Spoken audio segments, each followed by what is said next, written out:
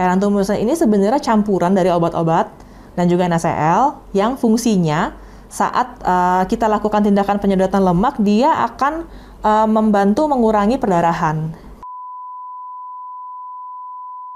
Halo, selamat siang. Saya Dr. Putri Reskini. Saya dokter spesialis bedah plastik, rekonstruksi, dan estetik di Plastetik Klinik Bendungan Hilir. Oke, pada kali ini kita akan membahas lebih detail mengenai liposuction.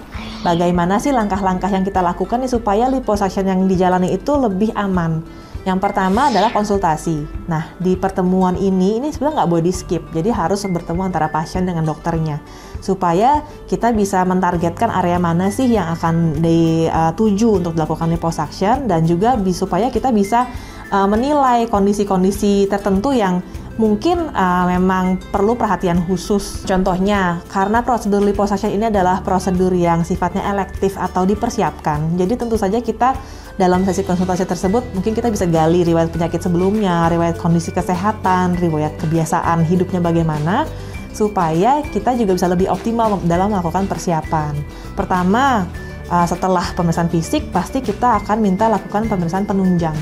Nah, penunjang ini biasanya yang kita minta adalah lab. Jadi kita lab untuk bisa tahu apakah kondisinya HB-nya baikkah, atau kondisi jangan-jangan gula darahnya tinggi, atau ada nilai-nilai lain yang mungkin butuh koreksi sebelum dilakukan tindakan liposuction. Jadi sebenarnya untuk pemeriksaan lab yang dilakukan memang sudah ada beberapa pemeriksaan standar yang sudah wajib dilakukan. Tapi dari pemeriksaan fisik ataupun anamnesis sebelumnya, bila didapatkan kecurigaan terhadap kondisi medis tertentu, supaya lebih aman, biasanya kita akan memintakan pemeriksaan lab tambahan sesuai keperluannya. Nah, selanjutnya dalam melakukan prosedur operasinya sendiri, prosedur ini bisa dilakukan dalam pembiusan umum ataupun bius lokal. Dari prosedurnya sendiri, sebelum melakukan tindakan penyedotan lemak, kita akan memasukkan cairan dulu ke bawah kulit. Jadi ke area yang mau disedot, itu biasanya kita masukkan cairan yang kita sebut sebagai cairan tumesan istilahnya.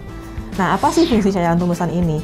Cairan tumusan ini sebenarnya campuran dari obat-obat dan juga NaCl yang fungsinya saat kita lakukan tindakan penyedotan lemak, dia akan membantu mengurangi perdarahan.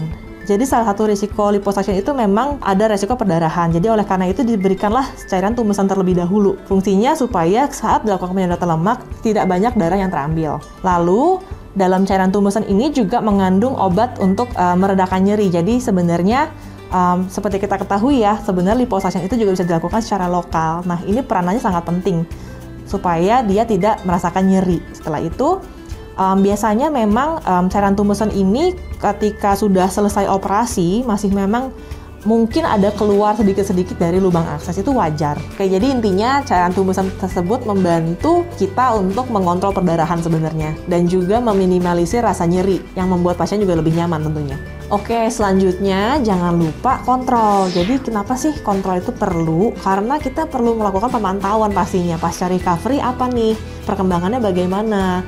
Proses recovery-nya berjalan mulus atau tidak? Apakah ada intervensi yang mungkin kita perlu lakukan setelahnya? Oke, selanjutnya yang paling penting pastikan kamu melakukan prosedur liposuction oleh dokter yang memang berkompetensi. Oke, untuk mengecek dokter bedah plastik yang terregistrasi, bisa kalian cek langsung di www.inapras.org.